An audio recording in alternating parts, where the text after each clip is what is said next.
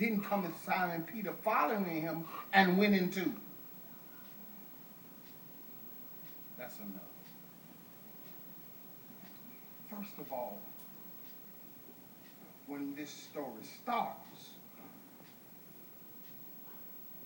they are rushing to get Jesus' body into the ground. Now, when we are introduced to Golgotha, the book says it's the place of the skulls. History shows it to be a death island. But just a few feet from death is a garden. Now, they don't put Jesus in the ground where the dead stuff is. They rush him to be in the garden.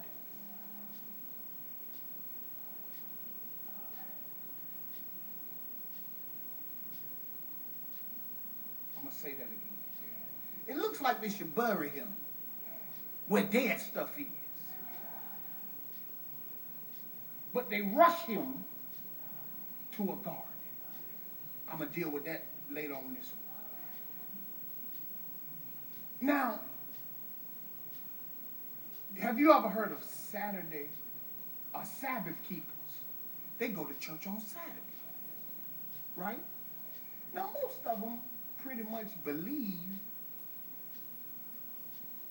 Christ, born, died, everything, except they keep the same Sabbath the Jews did. You got a few sects that go a little fall. But they're not like Jehovah's Witness knocking at your door. They just go to church on a different day. All right. So when we get to this text, it's Friday. And they're rushing to get him in the ground before the Sabbath. Y'all with me? End of story. That's 19. But then it starts the first day of the week, which is Sunday. Now, the first day of the week is Sunday because Jesus changed the Sabbath. That's why. When Jesus died, Sunday became the new Sabbath.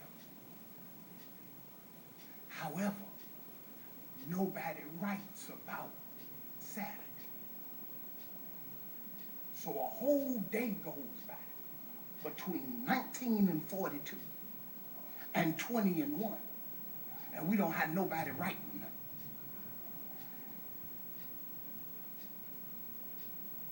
Because there is such thing as a paralyzing pain. You can go through something that can hurt you so bad that you can't gather yourself to talk about what happened. Now the problem is the world just goes from 1942 to 20 and 1. And we are suffering, looking for what happened between when you left me and when I was by myself. The church don't want to deal with your Saturday. Now we can deal with your killing and your crucifixion. And we can deal with your getting up morning.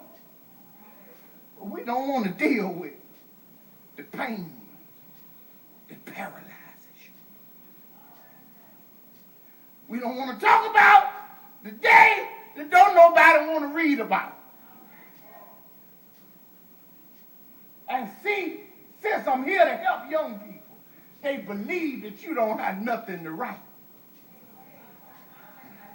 I feel the Holy Ghost already. You got some words that could go in the sand.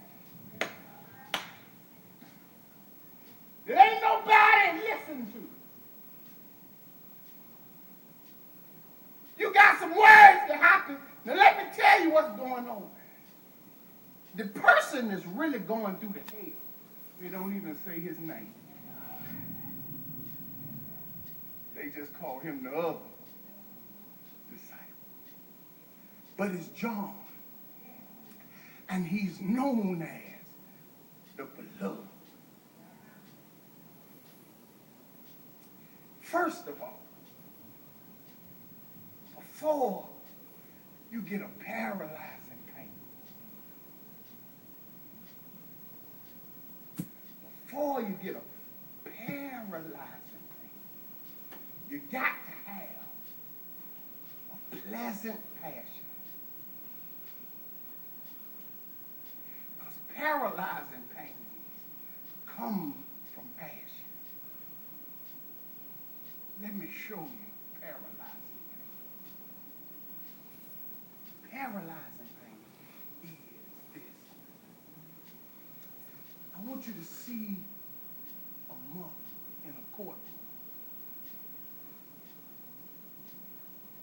And her son is about to face 25 years.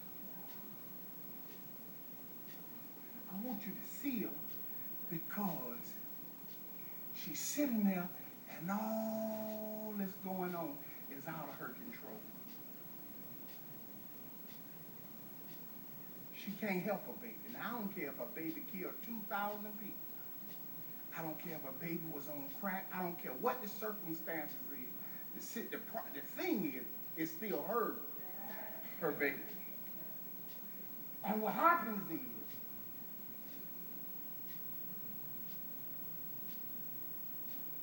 guilty or innocent has nothing to do with it being her baby. And then I want you to see the gavel drop.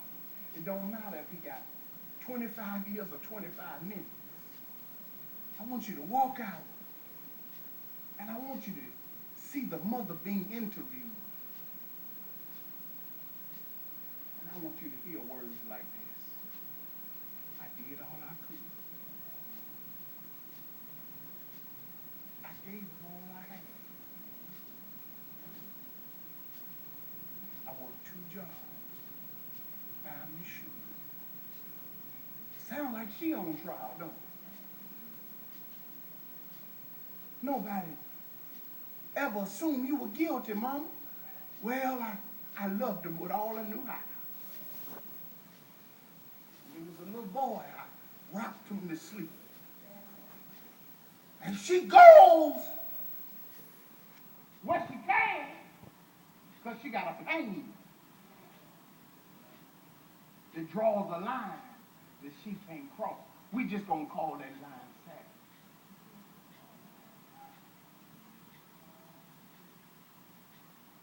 I want you to look at a wife whose husband is cheating. She says something.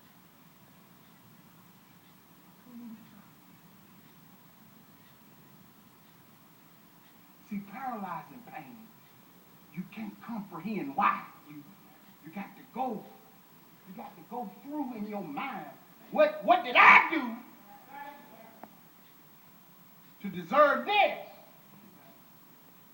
Because there's a cause to every effect. I love that. Sound like she did the cheating. I want to go to look at John because nobody wants to.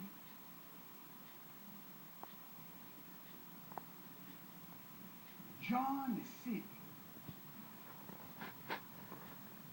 about 30 feet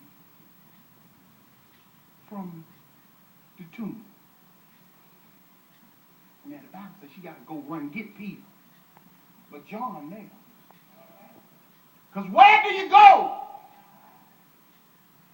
when your friend and your future is behind that rock?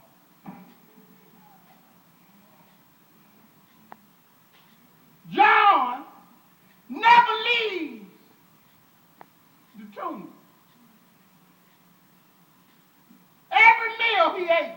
3 years, God gave it to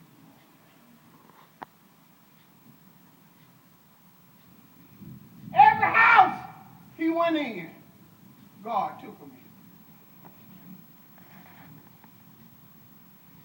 in. If he laughed, it was at and with Jesus. But now he done suffered a loss, baby, that he just can't get over. And he's sitting at the tomb because he don't have nowhere else to go. You ever been where you didn't have nowhere to go?